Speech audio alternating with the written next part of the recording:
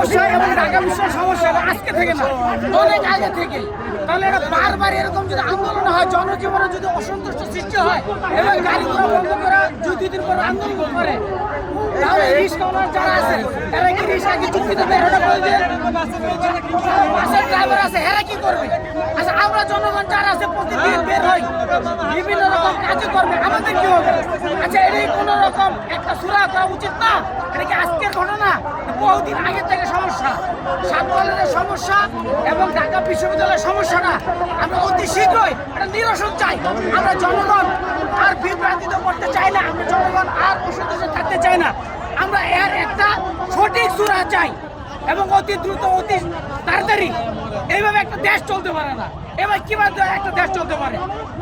কেউ এনসিপি নিয়ে ওর স্বার্থ হাসিল করার জন্য কথা বলে, বিএনপি স্বার্থ হাসিল করার কথা বলে, জামাত ইসলাম জামাতের স্বার্থ হাসিল করার কথা বলে, কিন্তু জনগণের স্বার্থ হাসিল করার জন্য কোন ব্যক্তি কি কাজ করে এখানে? এই দেশের জনগণের স্বার্থ, সব রাজনীতিবিদ সবাই সবার জন্য কাজ করে, কিন্তু জনগণের স্বার্থ হাসিল করার জন্য কেউ কাজ করে না। দুদিন পরে পরে